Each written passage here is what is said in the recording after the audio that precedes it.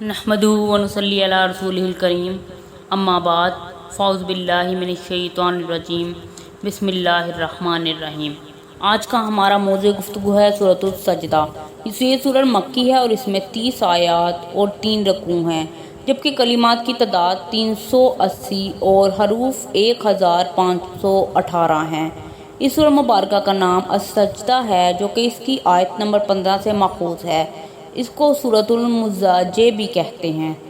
سابقہ سورہ کا آغاز حقانیت قرآن سے ہوا، بعد ازاں دلائل توحید اور دلائل حشر و نشر ذکر کیے، جبکہ اس سورہ کا آغاز بھی قرآن کی حقانیت سے فرمایا۔ اس کے بعد دلائل توحید اور دلائل حشر و نشر کے بعد پہلی سورت کی طرح نیکیوں اور بروں کا حال ذکر کیا اور حسب سابق اللہ الذی خلق السماوات والارض سے عدلۂ توحید کا ذکر شروع کیا۔ اسی طرح سلسلہ کلام آخر سورت تک چلا گیا۔ نیز سورہ لقمان میں آسمان و زمین کی پیدائش کا ذکر تھا اور اس سورت میں تدبیر عالم اور انتظام خلائق کا ذکر ہے۔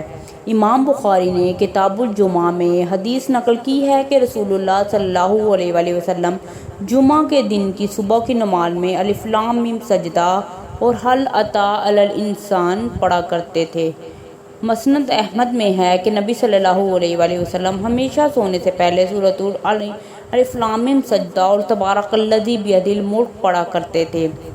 اس سورت کی آیات کی اسلوب سے پتہ چلتا ہے کہ اس کا تعلق مکی زندگی کے متوسط دور کی ابتدا سے ہے، کیونکہ اس کلام کے پس منظر میں ظلم و ستم کی وہ شدت نظر نہیں آتی جو بعد کے ادوار کی صورتوں میں نظر آتی ہے۔ چونکہ کفار مکہ نبی کریم صلی اللہ علیہ وآلہ وسلم کے متعلق آپس میں چرچے کر رہے تھے کہ یہ شخص عجیب عجیب باتیں گھڑ گھڑ کر سنا رہا ہے، کبھی مرنے کے بعد کی خبر دیتا ہے اور کبھی کہتا ہے کہ مٹی میں مل جانے کے بعد تم پھر اٹھائے جاؤ گے، حساب کتاب ہوگا، دوزخ ہوگی، جنت ہوگی، کبھی کہتا ہے کہ دیوی دیوتا اور بزرگ کوئی چیز نہیں ہے۔ مہربانی کر کے اس چینل کو سبسکرائب کریں، صدقہ جاریہ سمجھ کے خود بھی سبسکرائب کریں، دوسروں سے بھی کروائیں، اور سبسکرائب کرنا بالکل فری ہے۔ بس اکیلا ایک خدا ہی معبود ہے۔ کبھی کہتا ہے کہ میں خدا کا رسول ہوں، آسمان سے مجھ پر وحی آتی ہے اور یہ کلام جو میں تم کو سنا رہا ہوں میرا کلام نہیں بلکہ خدا کا کلام ہے۔ عجیب افسانے ہیں جو یہ شخص سنا رہا ہے۔ تو اللہ تعالیٰ نے اس سورت میں ان کی کئی باتوں کا جواب دیا ہے اور کہا ہے کہ بلا شک و شبہ یہ خدا ہی کا کلام ہے اور اس لیے نازل کیا گیا ہے کہ نبوت کے فیض سے محروم غفلت میں پڑی ہوئی ایک قوم کو چونکایا جائے۔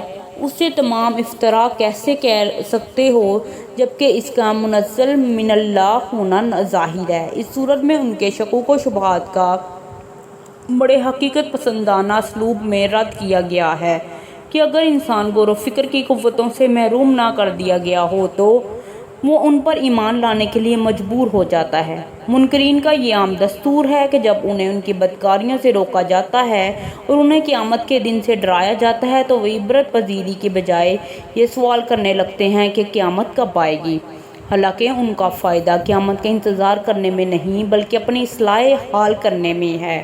جب قیامت قائم ہوگی تو ان کی کوئی آہ و فغاں سنی نہیں جائے گی۔ پھر اللہ تعالیٰ نے نبی کریم صلی اللہ علیہ وآلہ وسلم کو کہہ دیا ہے کہ اب انہیں ان کے حال پر چھوڑ دو، ان کی اصلاح کے لیے خواہ مخواہ اپنے آپ کو ہلکان نہ کرو، یہ اس قابل ہی نہیں ہے کہ تمہاری دعوت کو سمجھ سکیں اور اسے قبول کر سکیں۔ صدق اللہ العظیم۔ مہربانی کر کے چینل کو سبسکرائب کریں اور ساتھ لگے بیل آئیکن کو دبائیں اور صدقہ جاری سمجھ کے خود بھی سبسکرائب کریں، دوسروں سے بھی کروائیں، اور سبسکرائب کرنا بالکل فری ہے۔